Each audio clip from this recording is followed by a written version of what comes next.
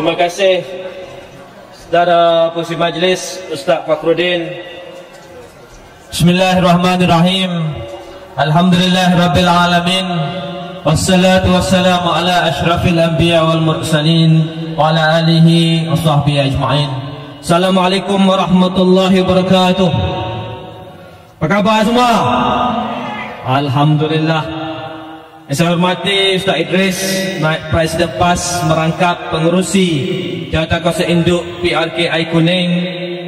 Yang Maha Berhormat Datuk Seri Muhammad Sanusi Makno, Pengarah Pilihan Raya Perikatan Nasional, merangkap Ketua Pengarah Pilihan Raya PAS Pusat dan juga Pengarah JKO Jawatankuasa Operasi PRKI Kuning. Jadi sebab pengarah ada kat sini, saya nak kena bagi pengarah cakap panjang sikit. Kita dah nak sampai pukul 12. Jadi saya sentuh sedikit saja. Sahabat-sahabat kepimpinan, ala yang berhormat, saudara-saudari, tuan-tuan, puan-puan yang hadir pada malam ini. Alhamdulillah, malam ini seperti mana Ustaz Idris cakap tadi, nak buat risau-risau takut bulan Ramadan ini tak ramai yang dapat hadir bersama untuk mendengar amanat kepimpinan, khususnya dua orang panglima kita. Tapi Alhamdulillah, ramai jentera-jentera kita hadir pada malam ini. Pertama sekali apabila kita bercakap tentang PRK, perkara pertama adalah untuk memilih wakil rakyat bagi kawasan tersebut. Asasnya begitu.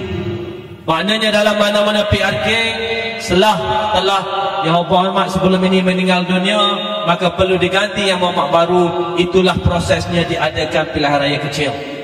Dan sejarahnya dan track rekodnya menunjukkan bahawa kami, wakil-wakil rakyat Perikatan Nasional yang telah terpilih, mampu dan dapat melaksanakan tanggungjawab kami dengan cukup baik. Walaupun ramai antara kita, khususnya ahli-ahli parlimen, cukup terkesan dengan tindakan kerajaan yang tidak memberikan 10 sen pun peruntukan kepada ahli-ahli parlimen, walaupun mereka yang janji dahulu. Tetapi kita lihat ramai ahli-ahli parlimen hadir pada malam ini, masing-masing berkhidmat dengan cukup baik, mengusahakan pelbagai cara nak dapatkan sedikit sebanyak peruntukan bagi membolehkan mereka terus berkhidmat pada rakyat. Jadi tentunya kita akan menampilkan seorang calon yang tentunya akan dapat memberikan yang terbaik kepada penduduk air kuning, dan insya-Allah sampai masanya akan diumumkan siapakah calon tersebut. Selesai berkaitan dengan calon, kita tahu kita akan letak calon yang terbaik. Yang kedua, selain daripada memilih wakil rakyat, pilihan raya kecil inilah peluang untuk rakyat seluruh Malaysia menaruh harapan kepada penduduk air kuning bagi menghantar isyarat yang jelas kepada kerajaan Madani.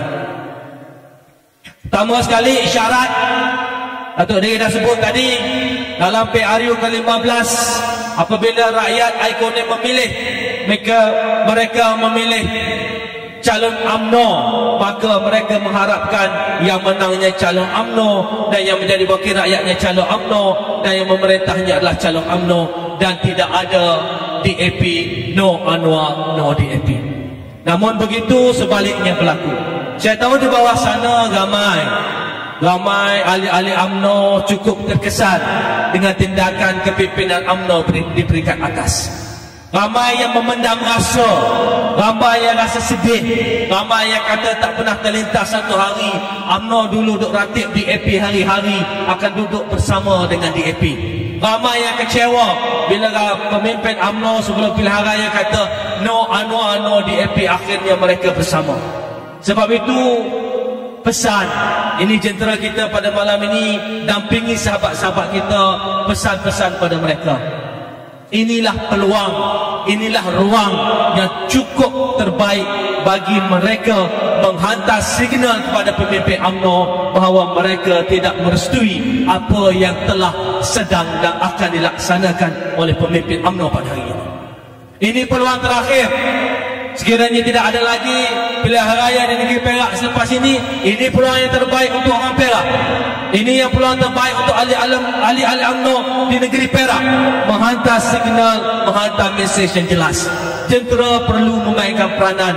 Sampaikan mesej ini kepada mereka. Kalau nak bercakap tentang calon, kita tentunya akan meletakkan calon yang terbaik, calon yang boleh bersaing dengan siapa sahaja, calon yang bakal diletakkan oleh PH dan PN. Tetapi ruang ini lebih besar daripada sekadar memilih calon, tetapi menghantar signal yang jelas kepada kerajaan PH dan PN. Sahabat semua, yang kedua, tahun ini merupakan tahun ketiga kerajaan campuran PHBN yang ditunjangi oleh DAP ini memerintah. Tahun ketiga. Kalau tengok sepanjang 2 tahun ni tuan-tuan, saya nak tanya, agak-agak kalau sebelum mereka jadi kerajaan, janji macam-macam, dah 3 tahun jadi kerajaan, setakat mana prestasi mereka? Setakat mana prestasi mereka? Hancur. Adakah mereka menunjuk prestasi yang baik? Adakah mereka menunaikan segala janji mereka? Adakah harga minyak telah turun? Adakah harga ringgit telah naik bencana? Adakah harga barang telah jatuh? Kalau setakat itulah dia jadi kerajaan, semua orang boleh jadi kerajaan, sahabat-sahabat semua. Kalau setakat inilah orang berkumandang berpuluhan tahun jadi kerajaan, insya-Allah siapa saja dalam Malaysia ini tentunya jauh lebih baik daripada mereka. Tadi Ustaz Idris sebut, dia kata kalau lihat apa yang berlaku dalam medsos, apa yang ada dalam medsos, kita lihat bagaimana rakyat menghantar signal yang jelas bahawa mereka tidak bersetuju dengan apa yang dilaksanakan oleh kerajaan. Tetapi mereka menghantar mesej ini bercerita, meluahkan rasa dalam media sosial. Kerajaan ini takkan dengar. Cakaplah apa pun dalam media sosial ini, kerajaan ini takkan dengar. Tetapi kerajaan ini akan dengar jika mereka kalah dalam pilihan raya. Percayalah, penduduk Air Kuning, jentera-jentera semua, berpesanlah kepada penduduk Air Kuning. Sesungguhnya rakyat Malaysia menaruh harapan kepada pengundi-pengundi di Air Kuning supaya dihantar satu signal yang jelas. Rakyat di bawah sana tertekan, rakyat di bawah sana ditekan, peniaga-peniaga di bawah sana tertekan. Dan apabila kita sampaikan, kita kata bahawa rakyat menghadapi kos sara hidup yang tinggi, rakyat merasa tekanan yang cukup hebat. Mereka kata data-data ekonomi menunjukkan ekonomi berkembang dengan baik. Mereka kata data-data inflasi menunjukkan inflasi tidak begitu tinggi. Saya bercakap dalam parlimen, saya kata apabila kita bercakap tentang data-data ekonomi, data-data ekonomi ini dia ada cara nak kira dia. Dan kiraan data-data ekonomi ini mengikut piawaian antarabangsa. Dia ada cara kira dia. Itulah cara kiranya, dari tahun ke tahun begitulah cara kiraannya. Maka data ini boleh dijadikan sebagai rujukan, tetapi dia tak boleh dijadikan sebagai rujukan mutlak dalam memahami apa yang dihadapi oleh rakyat. Nak faham apa yang dihadapi oleh rakyat, mereka kena turun ke bawah. Mereka kena turun ke bawah dan selami apa yang dirasai oleh rakyat.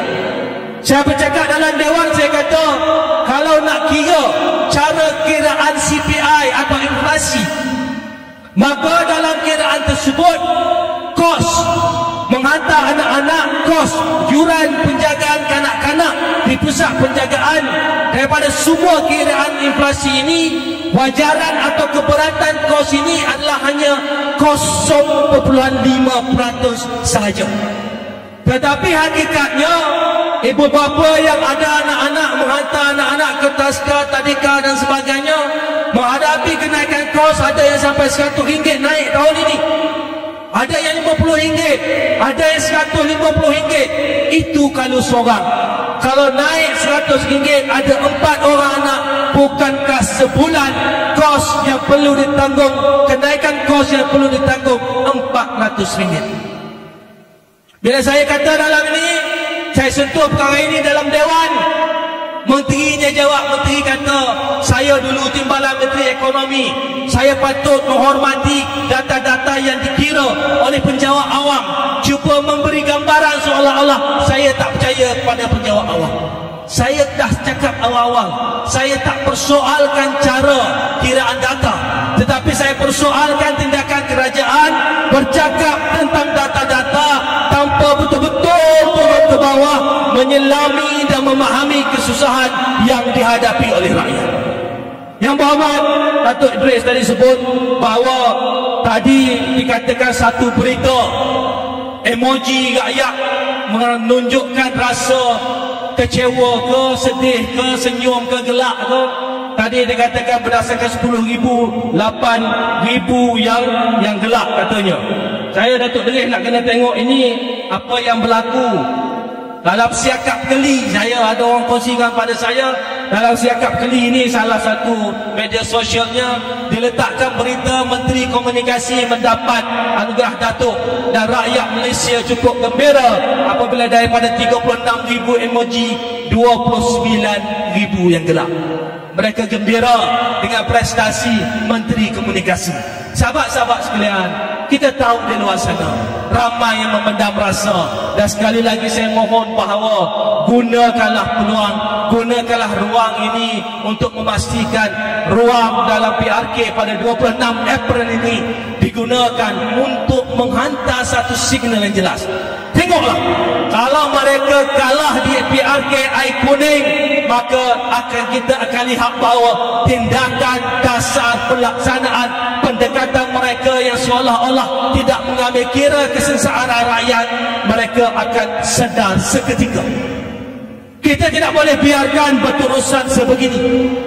Kita lihat bahawa tindakan-tindakan kerajaan sejak mereka memerintah memperluaskan skop GST, menaikkan kadar GST, menaikkan harga minyak diesel, menaikkan itu, menaikkan ini, dan tahun ini akan diperkenalkan subsidi petrol bersasar, dan juga dikatakan bahawa tarif asas elektrik akan naik, tetapi disebut 85% penerima ataupun pengguna tidak akan merasainya. Sampai sekarang kita tak tahu siapa 85% ini.